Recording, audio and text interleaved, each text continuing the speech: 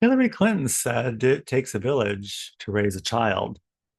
To hardliners, it meant the state was better parents than parents.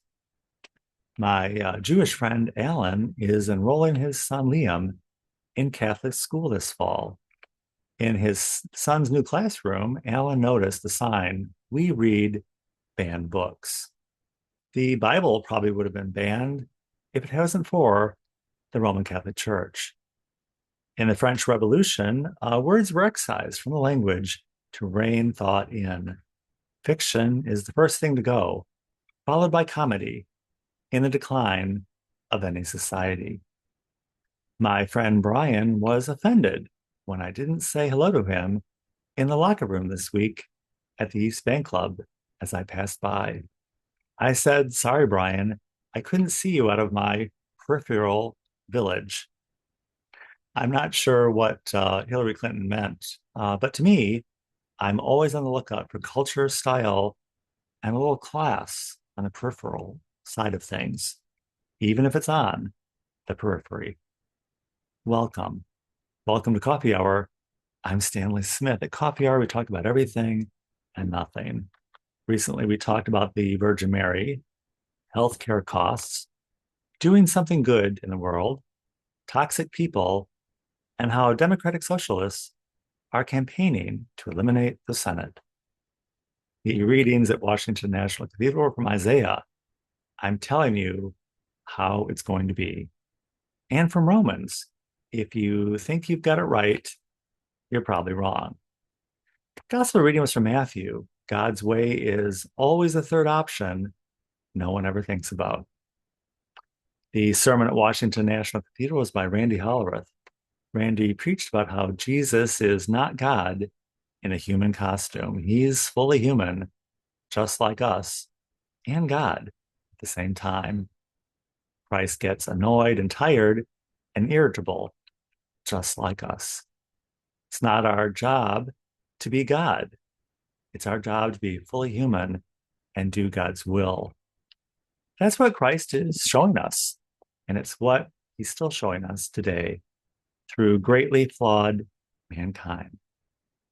God has imprisoned us in imperfection so he can perfect us.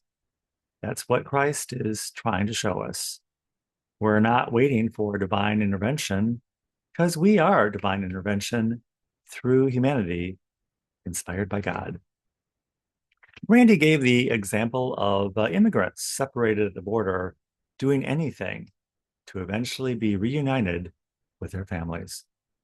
Randy also gave the example of hopeless medical cases and people who find a cure against all the odds.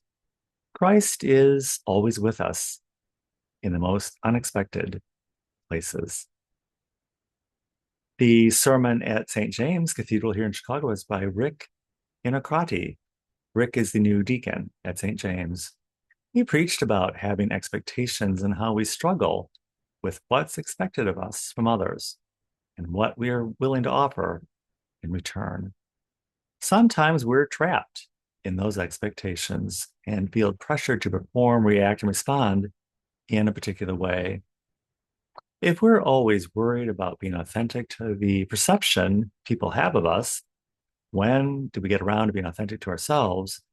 And when are we authentic to what God is calling us to do? Christ's first call is to the Hebrew people, but throughout the gospel, his mission of love spills over to everyone. It's disturbing to those around him who've been waiting for him to come to be their savior. They were looking for a savior for themselves, not for everyone, not for all mankind, and not for all creation. Their expectation was set by the prophets. They got God reality through Christ. And later in the epistles, we have this reality in the way that it's played out on the world stage. We walk around with our expectations and we encounter reality that's not always to our liking. We experience God with us, even when we least expect it.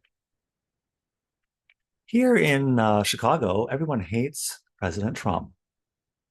But oddly enough, he's going to go down as probably the most significant person in our time. He's worse than most people expected. And it's up to history to see what his impact will be. None of us can be less enough of ourselves to create enough space for everyone else not to be themselves. And Mr. Trump is an example of plying the ways of the world using whatever is at hand.